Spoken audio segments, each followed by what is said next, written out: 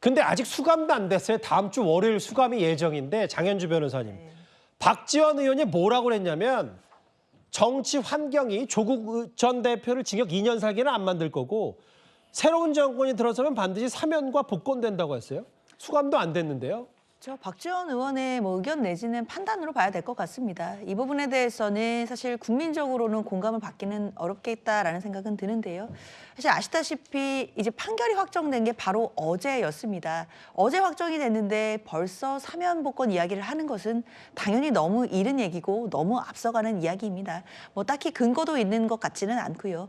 그렇기 때문에 지금 상황에서는 조국 대표도 자신의 이 판결에 대해서 겸허히 받아들인다고 했고 이 부분에 대해서 조국혁신당도 나름대로의 세워둔 권한대행 체제로 지금 착착 그 체제를 정비해 나가고 있는 단계이기 때문에요. 사면 복권 이런 걸 이야기할 때는 아닌 것 같고 어찌됐든 조국 전 장관의 어떤 그 확정 판결 이후에 국민적으로 좀 나눠지고 상처받았던 부분들, 사회적으로 좀 문제의식이 있었던 부분들 이런 부분들이 치유되고 앞으로 나아가는 계기는 분명히 돼야 될 것 같습니다. 징역 2년이고 그 중간중간에 구속은 면했었기 때문에 그 2년을 다 채워야 됩니다. 일단 형기로 봤을 때. 박상수 대변인. 근데 이게 사면과 복권한다라도 대략적으로 어느 정도 형기를 채워야 되는 부분도 기본적으로 있을 테고 박지원 전 의원은 이제 새로운 정권이 들어선다고 대략 이제 짐작을 하고 얘기하는 것 같은데 사면 복권 얘기를 어떻게 받아들이셨어요?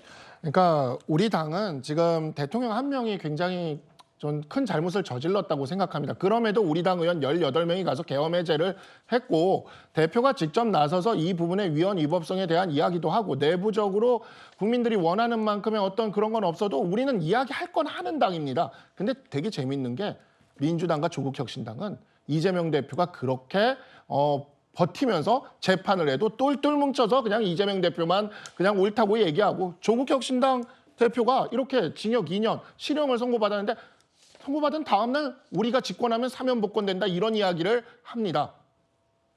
국민들이 어느 당이 더 정의로운지 물론 우리 당이 지금 우리 정부가 잘한 건 아니죠. 그런데 그렇지만 어느 당이 더 정의로워질 수 있는지 이 조국혁신당 대표의 2년 확정형 선고에도 불구하고 다음 날 무려 원로 의원인 박지원 의원의 이 이야기에서 확실히 판단해 주실 수 있을 것이라 생각합니다. 사실 말씀의 취지는 알겠는데요.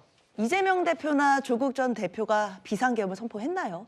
비교할 일이 아니라고 생각이 들고요. 지금 비상계엄 때문에 지금 대통령이 내란 혐의로 지금 수사를 받아야 되는 사람이 지금 당원으로 있습니다. 그 징계 여부까지도 정하지 못하는 당인데 이재명 대표와 조국 전 대표를 같은 선상에서 연결짓는 것은 이해하기 어렵습니다. 알겠습니다. 완전 마무리 단계에 갑자기 장현주 변호사가 축 치고 들어와서 깜짝 놀랐어요. 알겠습니다. 이게 일단 승계를 했어요. 13번인가요? 백선희 교수가 이제 새로운 의원이 됐는데 아마 그러면 내일 내시로 예정돼 있는 대통령 두 번째 탄핵 소추안 표결에도 아마 나설 것 같습니다. 알겠습니다. 이제 정리를 좀 해볼까요? 조국 전 대표 다음 주 월요일 수감 얘기까지 만나봤습니다.